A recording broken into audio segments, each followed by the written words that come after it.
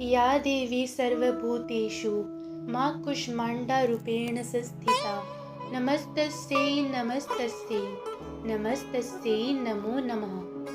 नवरात्रि के चतुर्थ दिन मां कूष्मांडा जी की पूजा की जाती है। यह शक्ति का चौथा स्वरूप है जिन्हें सूर्य के समान तेजस्वी माना है। मां के स्वरूप की व्याख्या कुछ इस प्रकार है। देवी कूष्मांडा व उनकी 8 भुजाएं हैं। हमें कर्मयोगी जीवन अपनाकर तेज अर्जित करने की प्रेरणा देती हैं। उनकी मधुर मुस्कान हमारी जीवनी शक्ति को संचार करती हैं और हमें हंसते हुए कठिन से कठिन मार्ग पर चलकर सफलता पाने को प्रेरित करती हैं। जय श्री राधे। आप सभी का हमारे YouTube चैनल पर स्वागत है।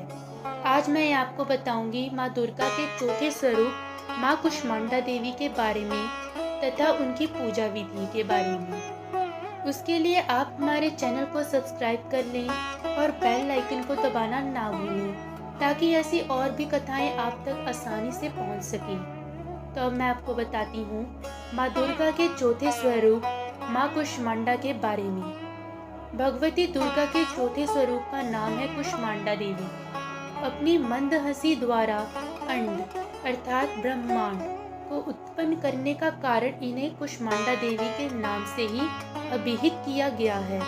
जब सृष्टि का अस्तित्व नहीं था, चारों ओर अंधकार ही अंधकार परिव्याप्त था, तब इन्हीं देवी ने अपने इष्ट हास्य से ब्रह्मांड की रचना की।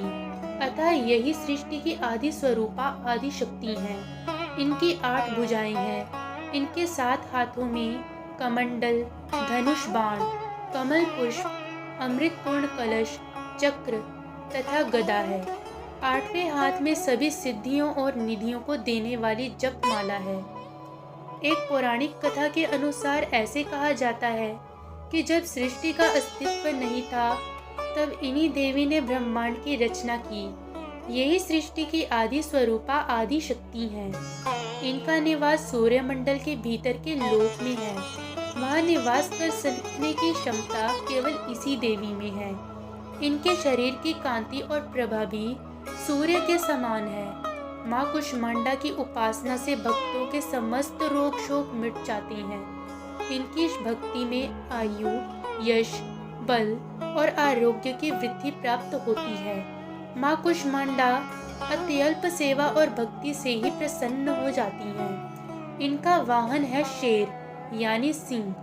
नवरात्र पूजन के चौथे दिन कूष्मांडा देवी के स्वरूप की ही उपासना की जाती है। इस दिन माँ कूष्मांडा की उपासना से आयु, यश, बल और स्वास्थ्य की वृद्धि होती है। तो आइए अब जानते हैं माँ की पूजन विधि।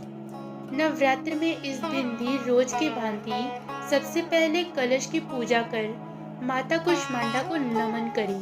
इस दिन पूजा में बैठने के लिए हरे रंग के आसन का प्रयोग करना बेहतर होता है। माँ कूष्मांडा को इस निवेदन के साथ जल पुष्प अर्पित करें। उसके बाद मंत्र जाप करें और मंत्र कुछ इस प्रकार है। ऐं ह्रीं देवी नमः वंदे वांछित कारमार्थे चंद्रार्धकृत शेखराम सिंहरूढ़ा अष्टभुजा कूष्मांडा यशस्विनी। इस मंत्र का जाप करें और उसके बाद आशीर्वाद ले अपने बड़े और परिजनों से। अगर आपके घर में कोई लंबे समय से बीमार है तो इसी दिन माँ से खास निवेदन करें और उनके अच्छे स्वास्थ्य की कामना करें। देवी को पूरे मन से फूल, धूप, गंध, भोग चढ़ाएं। माँ कूष्मांडा को विविध प्रकार के फलों का भोग अपनी क्षमता अनुसार चढ़ाएं। तो ये हमने आज आपको बताया माँ कूष्मांडा देवी की कथा और उनकी पूजा विधि के बारे में। और अगली कथा में मैं आपको बताऊंगी देवी के 5वें स्वरूप स्कंद माता के बारे में तथा उनकी पूजा विधि के विषय में। तो मिलते हैं अगली वीडियो के साथ। तब तक के लिए बड़े प्रेम से बोलिए राधे राधे।